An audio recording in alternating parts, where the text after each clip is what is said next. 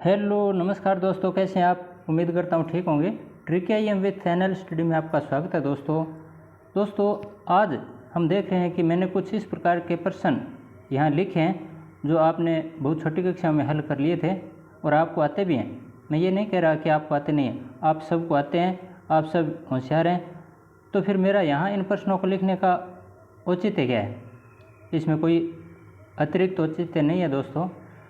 कई बार क्या होता है, हम बड़े बड़े प्रश्न हल कर देते हैं, कोई दिक्कत नहीं होती है, लेकिन जो मेन मुख्य जो उत्तर से संबंधित है, संक्रियाएं निकालने के लिए जोड़ घटाव गुणा भाग करते हैं, वहाँ हम मात खा जाते हैं और उत्तर आते हुए भी गलत करके आ जाते हैं। तो ये नींव की ईंट का काम करेंगे। ये प्रश्न है जो मैं यहाँ लाया हूँ। नींव की ईंट और कंगूरा शब्द आपने बहुत अच्छे ढंग से सुना होगा। नींव की ईंट क्या होती है और कंगूरा क्या होता है? कंगूरा पूर्ण रूप से नींव की ईंट पर निर्भर करता है। कंगूरे में सब जो हमें दिखाई दे रहा है बाहरी भौतिक रूप से, वो सारा का सारा कंगूरा शब्द में समा जाता है, जबकि नींव की ईंट हमें दिखाई नहीं देती है। तो इस प्रकार की संक्रियाएं ये करने में बहुत सरल है, इनको आप आराम से हल कर सकते हो, कोई दिक्कत नहीं है। लेकिन फिर भी यहाँ दोहरान समझ लो, या जो इसमें कमज़ोर हैं वो दोबारा से रिवाइज कर सकते हैं, रिवीजन कर सकते हैं। जो भी आपको उचित लगे उसी ढंग से आप समझ सकते हैं। मेरा यहाँ लिखने का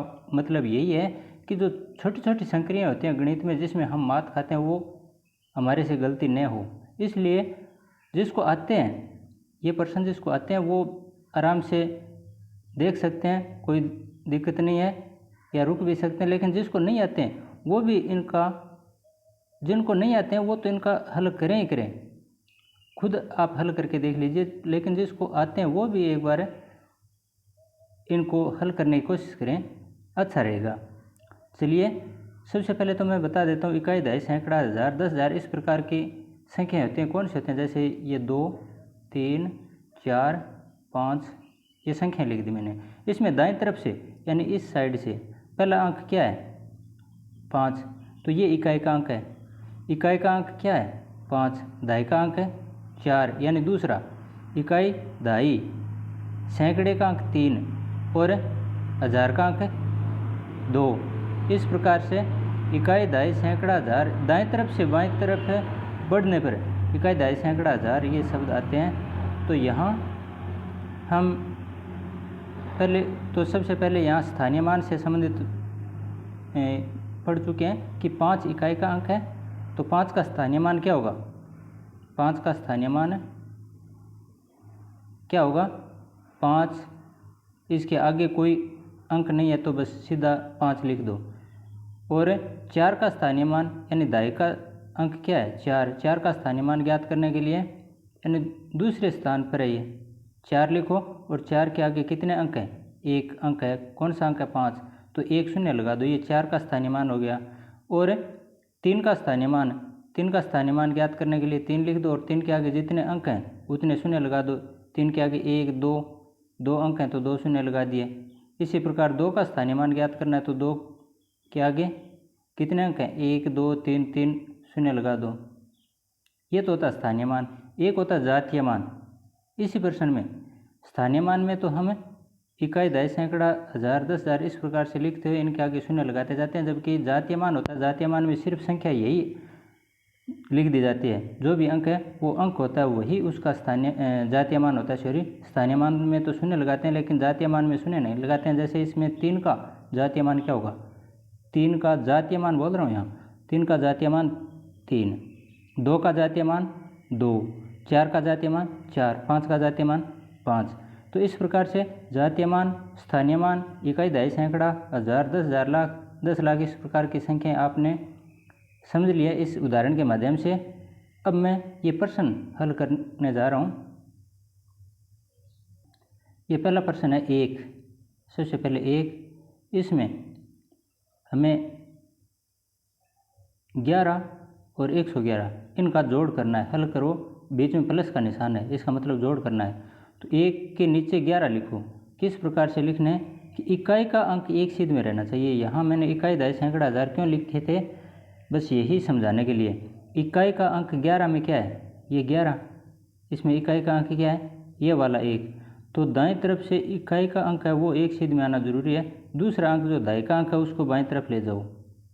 इसी प्रकार 111 में इकाई का अंक 1 फिर 1 फिर 1 इस प्रकार से लिखने हैं। अब इनका जोड़ करो। अब इनका जोड़ करते हैं। 1 1 2 2 1 3। इसी प्रकार 1 और 1 2 1। ये जोड़ की संक्रिया दोस्तों, यानी कहने का मतलब है इकाई का अंक हमेशा एक सीध में रहना चाहिए। फिर आगे बढ़ते जाते हैं, इकाई से दाई, दाई से सैकड़ा, सैकड़ा से हज़ार, इस प्रकार से लिखते हुए जाते हैं। लेकिन इकाई का अंक जोड़ करते समय या घटाव करते समय एक सीध में होना जरूरी है। घटाव में भी कैसे, जैसे ये दूसरा क्वेश्चन है 1 1 1 1, इसमें से क्या घटाओ, 11 घटाओ। 11 में इकाई का अंक ये और दाई का अंक ये तो लिख दिए। ऊपर वाले 1111 और इसमें से 11 घटाने, तो इस प्रकार से लिखेंगे सवाल को और फिर घटाएंगे। 1 में से गया 0, 1 में से गया 0 और फिर 1 1, ये 11 समान आ गया। ये बहुत आसान है, कोई दिक्कत नहीं है। लेकिन मैंने कई बच्चे जो तैयारी कर रहे थे उनको देखा था हल करते समय, ये जोड़ ऊपर वाला जो जोड़ हमने किया है इसको वो कैसे लिखते हैं, जोड़ करते समय 1 और इस प्रकार से लिखते हुए जोड़ देते हैं, जो कि गलत है। तो ऐसे में गलती नहीं करनी है, जोड़ करते समय, घटाव करते समय। ये बात ध्यान में आ गई। चलो अब मैं तीसरा, दशमलव से संबंधित भी प्रश्नों में गड़बड़ हो जाती है हमारे से कई बार, तो ये भी समझाने की कोशिश करूँगा। दशमलव का चाहे जोड़ हो चाहे घटाव, दशमलव को हमेशा एक छेद में रखा जाता है। जैसे ये तीसरा सवाल 1.1, 1.1 लिख दिया। इसमें जोड़ करना है 11.1 का, तो यहाँ सबसे पहले दशमलव लिखो। दशमलव के दाएं तरफ 1 है तो 1 के नीचे 1 लगा दो, और बाएं तरफ 11, यानी दशमलव से शुरुआत करनी है। 11 ऐसे लिखने हैं, 11.1। इसी प्रकार से 1.11, ये आगे वाली संख्या देखिए 1.11 है, तो यहाँ दशमलव की सीध में दशमलव और बाएं तरफ 1.11। ये तीसरी संख्या इस प्रकार से है। चौथी संख्या सीधा 1 लिखा है, 1 में कहीं इसमें देखिए कोई दशमलव नहीं है कहीं भी, तो इसको लिखते समय क्या करेंगे, 1 के नीचे 1 सीधा लिखो। 1 यहाँ लिखें, कहाँ लिखें फिर, एक सारे 1 1 हैं, तो इसके लिए 1 में कोई दशमलव नहीं है तो दाएं तरफ दशमलव लगा दो पहले। यहाँ देखिए ये 1 है, इसमें कहीं कोई दशमलव नहीं है तो दाएं तरफ दशमलव लगा दो। अब लिखेंगे, दाएं तरफ दशमलव लगाने के बाद दशमलव की सीध में दशमलव और फिर 1, ये 1 है। अब इनका जोड़ करो। जहाँ भी आवश्यकता हो तो हम 0 लगा सकते हैं। अब दशमलव लिख दिया, चारों दशमलव एक सीध में। अब इस 1 1 1 यहाँ नीचे कोई अंक नहीं है तो 0 लगा दो चाहे। इसी प्रकार यहाँ 0 लगा दो, 0 लगा दो, 0 लगा दो, और पीछे भी अंक हैं वो एक सीध में होने आवश्यक हैं। ये देखिए 4 लाइनें बन गई हैं अंकों को लिखने की। तो यहाँ अब जोड़ करो, ये 1 1 2 3 दशमलव, इनका योग आ गया 4 और इनका योग आ गया 1। इनका जोड़ कितना आया, 14.31। 14.31 भी नहीं पढ़ा जाता है, दशमलव के बाद के जो अंक आते हैं उनको एक एक करके बोला जाता है। 14.31 नहीं पढ़कर इसको 14.31 पढ़ने की कोशिश करनी चाहिए हमें। अगला प्रश्न देखिए, घटाव से संबंधित है लेकिन है इसी तरीके से। हमें लिखने का जो तरीका है वो समझना है। सिर्फ जोड़ घटाव तो हमें आते हैं, लेकिन जो प्रश्न है उतारते हैं किस प्रकार से शुरुआत करते हैं वो ध्यान होना ज़रूरी है। 11 ये लिख दिया 11। अब इस 11 में कहीं कोई दशमलव नहीं है। तो अभी हमने पीछे चर्चा की थी पिछले प्रश्न में कि अगर कहीं कोई दशमलव नहीं है तो दाईं तरफ दशमलव लगा दो। इस 11 में, ये वाला प्रश्न है, इस 11 में कोई दशमलव नहीं है। 11 माइनस है 1 पॉइंट, 11 माइनस है 1 पॉइंट या 1.11111 इस प्रकार से लिखा हुआ है। तो दशमलव नहीं है इसलिए 11 के आगे दशमलव लगा दो। अब दूसरी संख्या क्या है, दशमलव के सीध में दशमलव लगाओ। अब 1 बाईं तरफ 1 है, ये है ना 1 बाईं तरफ 1, फिर दाईं तरफ है कितने 1 हैं, 1 2 3 4 5 1 लिख दिए, 1 2 3 4 5। अब घटाव करो। घटाव करने के लिए आवश्यकता पड़े तो शून्य लगा दो। दशमलव के दोनों तरफ अंक एक जैसे बना दो शून्य लिखते हुए। यहाँ दशमलव के पीछे 2 अंक हैं तो नीचे भी दशमलव के पीछे 2 अंक। ऊपर दशमलव के आगे कोई अंक नहीं है और नीचे 5 हैं तो ऊपर भी 5 बना दो, 1 2 3 4 5। ये 5 अंक ऊपर हो गए और 5 अंक नीचे हो गए। अब हम घटाव करते हैं। बाकी सबको आती है, घटाव सबको आता है, कोई दिक्कत नहीं है। दशमलव की सीध में दशमलव लगाओ, लगा दिया। अब शून्य में से 1 घटाना है, नहीं घटा सकते, पीछे से हासिल लेनी पड़ेगी। हासिल लेने के लिए हासिल है वो पीछे कोई अंक 0 से हासिल नहीं आती है, कोई अंक है उससे हासिल आती है। तो हासिल यहाँ से पीछे चलते हैं 1, यहाँ से पीछे चले, 0 में कोई हासिल नहीं, यहाँ भी हासिल नहीं है, यहाँ भी नहीं है, यहाँ भी नहीं, यहाँ से 1 हासिल लेके आ सकते हैं। तो यहाँ से डायरेक्ट यहाँ हासिल ले आओ और जो हासिल लेके आते हैं वो यहाँ जो भी अंक है, यहाँ जो भी अंक है उसके पीछे जुड़ जाती है, यानी उसका मतलब हासिल से 10 आए हैं तो यहाँ 0 में 10 जोड़ेंगे तो ये कितने हो जाएंगे 10। यहाँ 10 में से 1 घटाना है हमें। अब यहाँ ये हासिल जिस भी शून्य के ऊपर से गुजरती है उस शून्य का, उस 0 का 9 बन जाता है। तो यहाँ एक इस शून्य के ऊपर से आई है तो इस शून्य की जगह क्या बन गया 9। फिर यहाँ ये शून्य इसके ऊपर भी 9, इस शून्य का भी 9 और यहाँ भी 9, 9 बन गए। और यहाँ से 1 था, 1 से 1 आगे चला गया तो यहाँ 0 बच गया, यहाँ क्या बचा है 0। अब 10 में से 1 घटाओ, 10 में से 1 घटाया 9, यहाँ 9 बचे, 9 में से 1 गया 8, यहाँ कितने 9, 9 में से 1 गया 8, यहाँ फिर 9, 9 में से 1 गया 8 और यहाँ 9, 9 में से 1 गया फिर 8 हो गए। अब इस 0 में से 1 घटाओ, घटता है क्या, नहीं घटता, तो पीछे से फिर यहाँ से लेके आते हैं, यहाँ से 10 हो गए, 10 में से 1 घटाओ 9 बचे और यहाँ 1 से 1 था, 1 आगे चला गया, कुछ नहीं बचा 0। ये 9.88889 ये उत्तर आ गया। इस प्रकार से घटाव होता है। अगला प्रश्न देखिए, गुणा का है, जोड़ क्रिया घटाव क्रिया। अब गुण क्रिया और करके देखते हैं।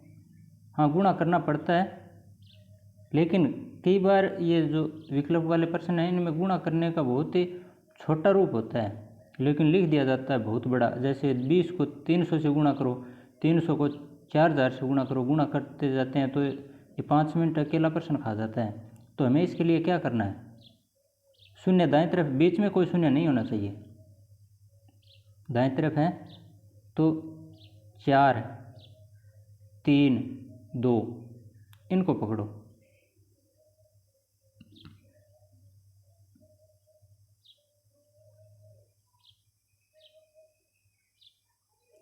ऐसे होता है ना। इनका गुणा क्या आता है, 2 का 4 से गुणा करो या 2 का 3 से गुणा करो। पहले इनका गुणा कर दिया, 2 3 6, 6 चौके 24, कितना आ गया 24। लेकिन ये हमारा उत्तर नहीं है, हमें गुणा करना है, 2 का 3 का 4 का गुणा नहीं करना है। हमें 20 का, 300 का और 4000 का ये गुणा करना है। तो इसके लिए हमने पहले 2, 3, 4 अंक थे उनको पकड़ा और उनका गुणा कर दिया, 24 आ गए। अब 24 के आगे शून्य लगाने कितने, 1, 2, 3, 4, 5, 6 शून्य आ रहे हैं सारे। तो 1, 2, 3, 4, 5, 6, ये हमारा उत्तर आ गया। बस सीधा सा तरीका है। इसी प्रकार से भाग है, भाग करना है तो भी कोई दिक्कत नहीं। 22 भाग, ये देखो क्या लिखा है इसमें, 22 भाग का मतलब होता है बट्टा, 22 बट्टा 0.22 में कोई दशमलव नहीं है और ये आगे वाली संख्या इसमें दशमलव है, तो जिसमें दशमलव नहीं है वो दशमलव लगा दो। यहाँ 22 में कोई दशमलव नहीं है, दशमलव लगा दिया। और नीचे क्या लिखा है, 22 बट्टा 0.00 इस प्रकार से लिखा है। तो दशमलव के सीध में दशमलव लगाओ, पहले 0 आ गया। अब कितने जीरो हैं, 1, 2, 3, 4, 5 जीरो हैं, 1, 2, 3, 4 और 5 जीरो, और फिर 1, 1, 1 हो गया। अब देखिए यहाँ दशमलव के बाद कुल कितने अंक हो गए नीचे, 1, 2, 3, 4, 5, 6, 7 अंक हो गए। ऊपर 7 शून्य लगा देते हैं, 1, 2, 3, 4, 5, 6, 7 लगा दिए, बराबर आ गए ना अंक। दशमलव के बाद में कितने अंक थे, दोबारा गिनती कर लीजिए, 1, 2, 3, 4, 5, 6, 7। ऊपर कितने शून्य लगाए, 1, 2, 3, 4, 5, 6, 7 अंक लगा दिए। अब ये दशमलव से दशमलव कट जाएगा, यानी संख्या नई क्या बन जाएगी, 22, 1, 2, 3, 4, 5, 6, 7 हो गए बट्टे 11 के पीछे शून्य है, इसका कोई औचित्य ही नहीं रहता, कोई महत्व ही नहीं रहता, तो सीधे 11 लिख दो। चाहे अगर दाएं तरफ है इस साइड में होते शून्य तब तो उसका महत्व होता है, पीछे इस साइड में अगर 0 है तो उसका कोई महत्व नहीं रहता है। तो 11 आ गए। अब 11 का सीधा भाग लगा दो 22 में, कितनी बार जाता है, 11 दूआ 22, 2 बार। 11 का 22 में भाग 2 बार गया, आगे कितने शून्य है, 7, तो 7 शून्य लगा दो सीधे, 1, 2, 3, 4, 5, 6, 7, बस सीधा सा हो गया, कोई दिक्कत नहीं है। अब ये तरीका आपको समझ में आया, अभ्यास करने की भी ज़रूरी नहीं है, सीधा प्रश्न में देख लिया, ऑप्शन में क्या लिखा हुआ है, 2 लिखा हुआ मिलेगा, वो उत्तर होगा एक। तो 11 22 से भाग, ये उत्तर हो चुका है दोस्तों। मैं दोबारा से आप और जल्दी इसको कर सकते हो, इसके लिए बता रहा हूँ। सीधा 11 का भाग लगाओ 22 में, हल करने की भी कोई आवश्यकता नहीं है। 11 का भाग 22 में 2 बार गया। अब पॉइंट के बाद यहाँ 1, 2, 3, 4, 5, 6, 7 अंक गिनती कर लेते हैं हम, तो 7 शून्य लगा दो सीधा, कोई आगे हल करने की आवश्यकता नहीं है। लेकिन ये 1-2 बार अभ्यास करोगे आप तब समझ में आ जाएगा। कई बार इस ऐसे प्रश्न भी आते हैं, x बराबर a, यहाँ कोई अंक भी लिखा हुआ मिल सकता है, कोई संख्या, कैसे, x, इसको ऐसे भी लिख दो, x बराबर a भाग b है, इसको a बट्टा b भी लिख सकते हैं, a बट्टा b। अब बराबर के दोनों तरफ 2 पक्ष होते हैं, एक दायां पक्ष है एक बायां पक्ष। बाएं पक्ष और दाएं पक्ष दोनों पक्षों में देखो, अगर भिन्न में कोई संख्या है तो उसको दोनों तरफ भिन्नों में बनाइए, अगर भिन्न नहीं है तो फिर गुणांक के रूप में या जोड़ घटाव के रूप में इस प्रकार से संख्या हो सकती हैं। लेकिन यहाँ भिन्न के रूप में है या भाग के रूप में, तो इसको दोनों तरफ एक जैसा बनाने के लिए x के ऊपर नीचे कुछ नहीं है तो नीचे 1 रख लो। दोनों तरफ अब भिन्न आ चुकी है। x/1 बराबर a/b। वैसे तो x सीधा लिखा था, इसका मतलब यही हुआ था कि उसके नीचे 1 है। कोई भी अंक है उसके ऊपर और नीचे अंश या हर में कुछ भी नहीं लिखा हुआ होता है तो हमें समझ लेना चाहिए कि हर उसका 1 है, तभी उसका अस्तित्व है। अगर 1 नहीं होता है, शून्य होता है, तो वो अपरिमित रूप से अनंत हो जाता है, अपरिभाषित बन जाता है। तो x/1 होगा तभी ये x हमें दिखाई देगा। अब बराबर का बीच में निशान दोनों तरफ भिन्न कोई भी है तो इनका तिरछा गुणा किया जाता है। तिरछा गुणा करने का मतलब x का यानी ऊपर वाली संख्या बाएं पक्ष के ऊपर की संख्या उसका दाएं तरफ के नीचे की संख्या से गुणा। इसी प्रकार बाएं पक्ष की नीचे की संख्या का गुणा दाएं पक्ष की ऊपर की संख्या से। 1 का गुणा a से, x का गुणा b से। तो यहाँ x का गुणा किससे किया जाता है? x का b से और a का 1 से। a का 1 से गुणा किया तो क्या आ गया? a बराबर x का b से गुणा किया, x का b से गुणा करने पर xb या bx ऐसे तो आता है। एक तो ये हो गया। अब भिन्न नहीं बची है ना। अगर b का मान ज्ञात करना है, ये तो आ गया a का मान। अगर हमें a का मान ज्ञात करना तो a बराबर bx आ गए। फिर तिरछा गुणा वही तरीका है। दूसरा कई बार b पूछ लेते हैं, b का मान ज्ञात कीजिए। तो b के लिए इसी प्रश्न में देखिए b का गुणा यहाँ b के पास क्या है? गुणांक में x है। इस x का बराबर की संख्या क्या है? b के बराबर में जो संख्या वो लिखो। b के बराबर a है ना। ये a बराबर bx, इसका मतलब b के बराबर में a लिखा है तो b के बराबर a लिख दिया। अब b के साथ x का गुणा हुआ है तब तो भाग करो। अगर b के साथ x का जोड़ हुआ है तो घटाव करो। अगर b के साथ x का भाग हुआ है तो गुणा करो। यानी उल्टा करना, गुणा का भाग, भाग का गुणा, जोड़ का घटाव, घटाव का जोड़। इस प्रकार से b के और x के बीच में गुणा का निशान है तो इसको दाएं तक दूसरे पक्ष में ले जाने के लिए, चाहे दायां है चाहे बायां है, दूसरे पक्ष में ले जाने के लिए क्या करते हैं? यहाँ गुणा है तो भाग करेंगे, यानी b बराबर a/x।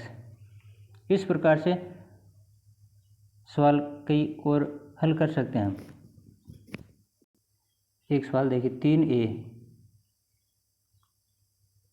बराबर m/2n। तो इसमें a का मान ज्ञात करो। कई बार आ जाता है कि a का मान ज्ञात करो, m का मान ज्ञात करो, n का मान ज्ञात करो। अब यहाँ सबसे पहले तो a है, a का मान ज्ञात करना है।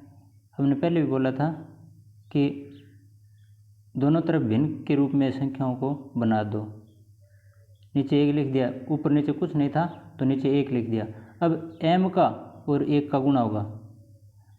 3a का गुणा 2n से, तिरछा गुणा ऐसे तो होता है, इसका इससे और इसका इससे। अगर बीच में बराबर का निशान है तो प्लस माइनस से गुणा भाग ये निशान होने पर तिरछा गुणा नहीं होता दोस्तों।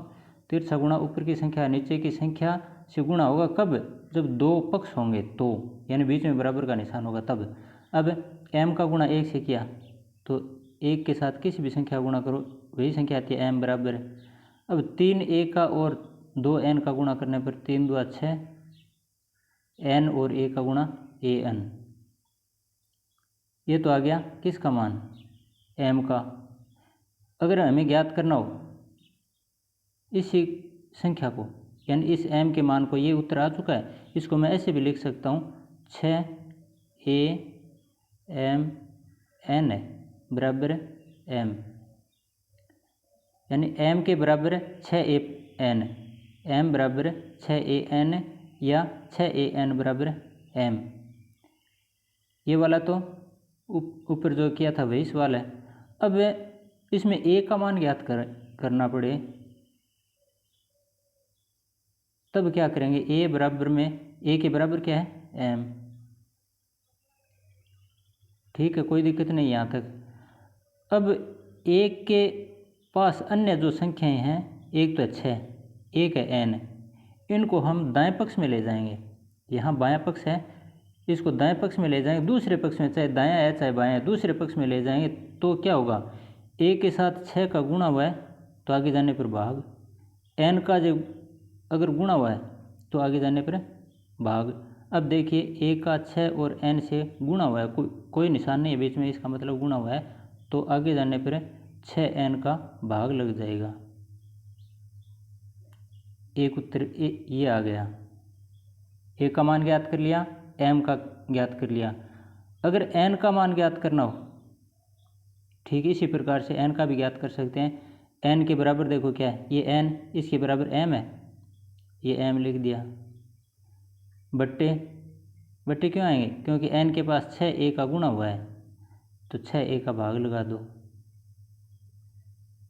इस प्रकार से बराबर के दो पक्ष होते हैं, दोनों पक्षों में कोई भी संख्या मान ज्ञात करने के लिए ये नियम अपनाया जाता है। दोस्तों, ये छोटी छोटी लेकिन बहुत ही महत्वपूर्ण संक्रियाएं मैंने यहाँ आज इस वीडियो के माध्यम से आप तक प्रेषित करने की कोशिश की है, और उम्मीद करता हूँ दोस्तों इसमें अगर आप ये सवाल पूर्ण रूप से मेरे समझाए बगैर हल करने में सक्षम हैं तो आप बहुत आगे पहुँच चुके हैं गणित में। और अगर कमी है तो ये सवाल हल करके देख लीजिए, इस प्रकार के अन्य उदाहरण भी आप हल करके देख सकते हैं। 2-4 बार करोगे तो आप आधी दुनिया जीत लोगे गणित की। ये बहुत ही महत्वपूर्ण है दोस्तों। आज का वीडियो आपको कैसा लगा मुझे कमेंट में ज़रूर भेजना। और हाँ, ये प्रश्न आपके जो कोई छोटे भाई बहन हैं या बड़े बुजुर्ग हैं, उनको भी इस प्रकार के सवाल हल करने की थोड़ी सी संक्रिया समझाना, क्योंकि इस प्रकार के सवाल हैं, इस प्रकार के प्रश्न हैं, ये हमारे जीवन का एक बहुत ही महत्वपूर्ण अंग है दोस्तों। हमारे जीवन में जहाँ भी हम कोई सामान खरीदने जाते हैं, कुछ सामान लेके आते हैं, तो इसी प्रकार के वहाँ जोड़ घटाव गुणा करने की हमें आवश्यकता होती है, इसलिए ये ज्ञान होना बहुत ज़रूरी है। तो जो भी आपके बेली दोस्त, भाई बहन, बड़े बुजुर्ग, जानकार हैं, उनको भी ये सवाल समझाने की कोशिश कीजिए, आनंद आएगा और आनंद के साथ गणित में भी आप आगे बढ़ोगे। धन्यवाद। जय हिंद।